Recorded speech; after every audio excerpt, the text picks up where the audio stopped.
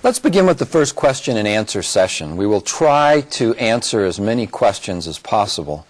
Therefore, we ask that only one question be asked per phone call, and that these questions be as brief as possible. You may call the studio directly at the phone numbers or fax which appear on your screen. We remind you to make your phone calls at a distance from the monitor to avoid feedback.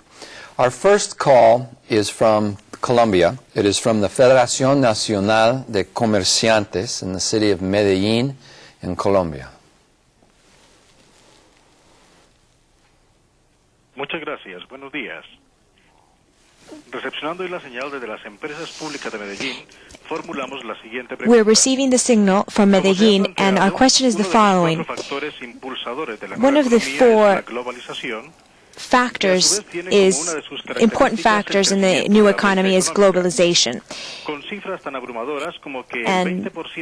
in globalization, we have, for example, that 20% of the richest population in the world has 86% of the GDP.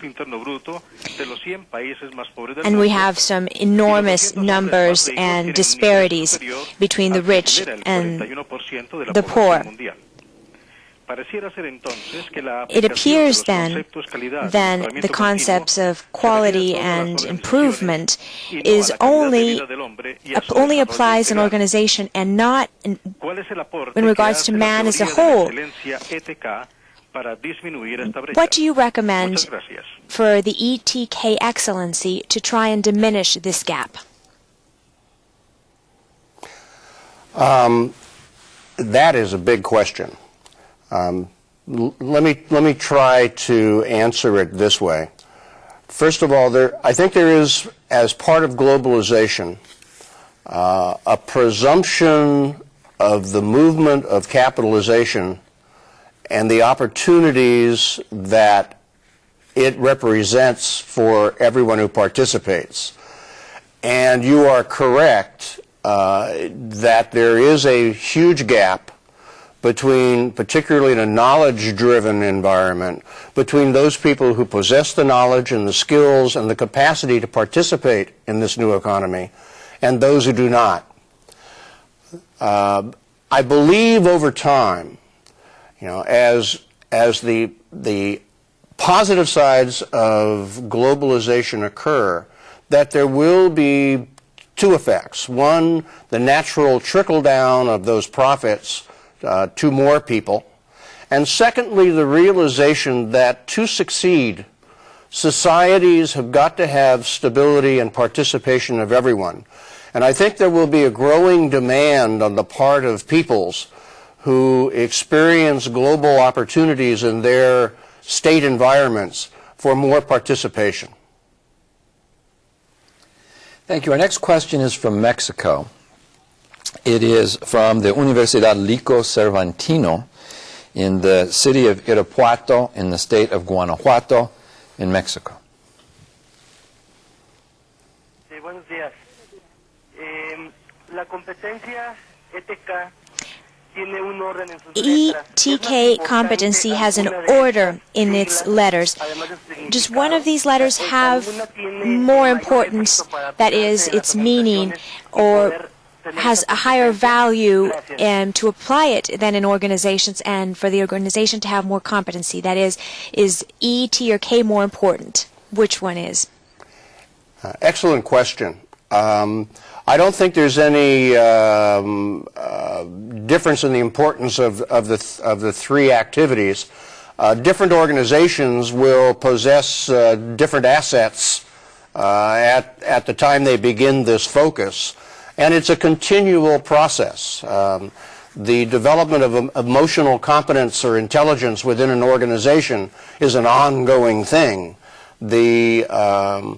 Perhaps the issue of technology, that is the identification of information that's vital to the organization and its dissemination within the organization and its utilization, may have, in a fast-moving environment, a little more priority today. But I think basically all three are equal, all three are important, and each organization has to assess itself against these criteria.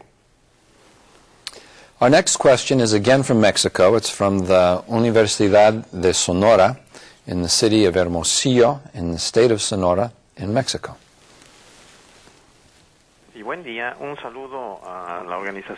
Greetings to ITC and, of course, to Mr. Finnigan with his excellent exposition. Of course, in this fast-moving pace, and these are all important factors that are having an impact in the current economy. However, how we've been seeing in previous ITC video conferences, there are also other factors, for example, the social responsibility factor in regards to human rights and the United Nations, for example. And I also believe that the preserving nature and the environment is very important as well. And I believe this all has a relationship with the new economy. How could you comment, please, Mr. Finnigan, of how this relates to what you've just talked about? I'll try to do that. History tells us that countries or societies that are able to achieve levels of collective satisfaction, such as their security, health, reasonable pursuit of happiness through a solid economic system, are the societies that are then able to turn and look at themselves and their environment with a certain objectivity. And therefore, it's the countries with wealth and with a strong sense of their interdependence of their own populations who are able to solve their problems of environment and the protection of the environment. I do believe, and I don't know if the impetus will be the United Nations or whether it's going to be global communications like television, that there is increasingly pressure being brought upon governments and societies to acknowledge that there is inequity and that those inequities have got to be addressed. But history also tells us those inequities are best addressed through a stable, ethical, productive economic system. And that's why I think what we're discussing today is so important. Next, we're going to go to the Dominican Republic. We're going to go to the company CODETEL in the capital of the Dominican Republic, Santo Domingo.